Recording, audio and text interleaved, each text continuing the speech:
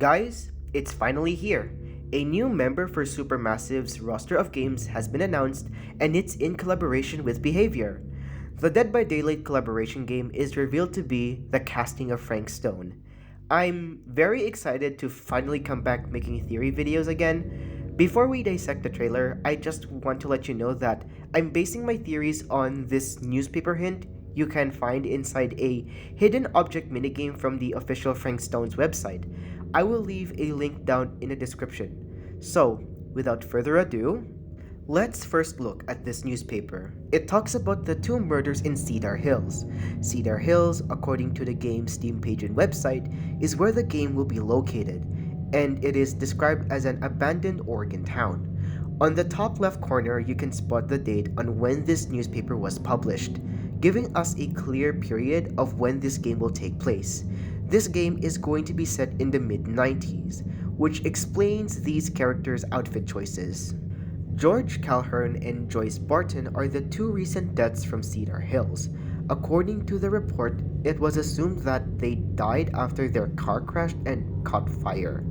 Fire, you say? Didn't a scene in the trailer show a person discovering a burnt body? You can tell that it was recently burnt due to the smoke. Or it could just be a foggy forest. Honestly, I can't tell. This was a tragic accident. Or was it? Reading furthermore, deputies have suspected that a third party was involved, so a murderer is on the loose. Also, the two victims could likely be our two prologue characters, and if so, it seems that none of them will be savable this time. Lastly, the guy with the flashlight could be a cop finding the burnt bodies of George and Joyce. I believe that's it for the newspaper. It's time to talk about the trailer. It first features Frank's workshop, with the guy sitting in the middle supposedly Frank Stone.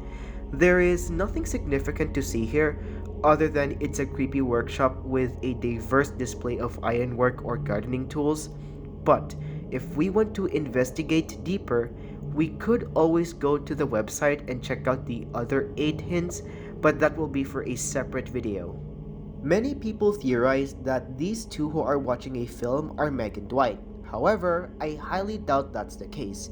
From my previous video when I talked about the Dead by Daylight collaboration project, the developers claim that we will be playing an original cast of characters instead of ones that are already in the main game. Next, we get a closer look at the playable characters. Is this all of them?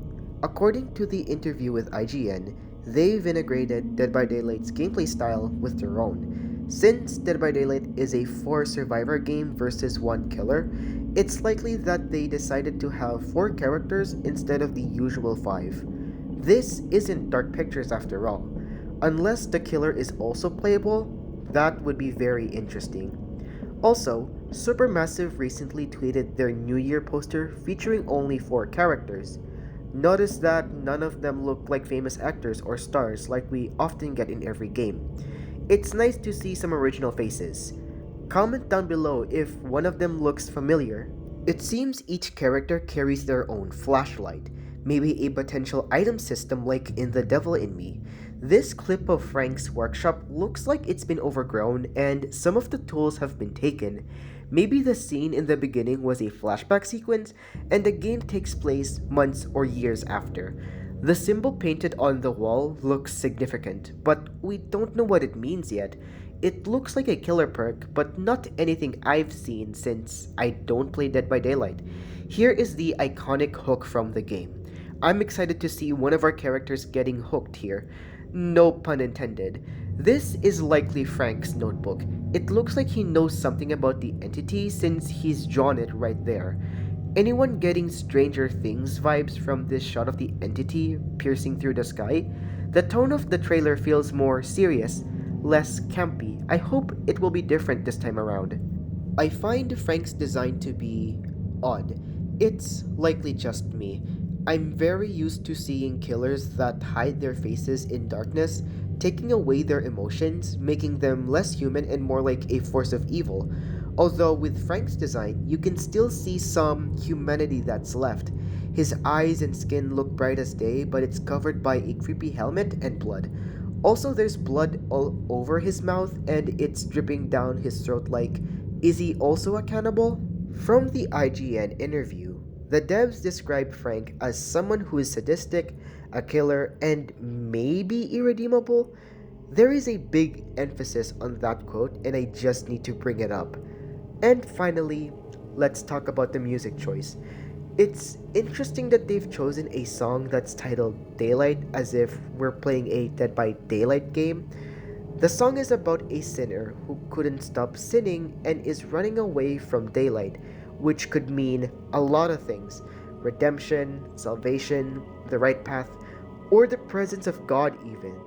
This song could possibly tell a lot about Frank Stone, who he is, and his struggles. But at the end of the day, we will have to wait for the game to figure that out.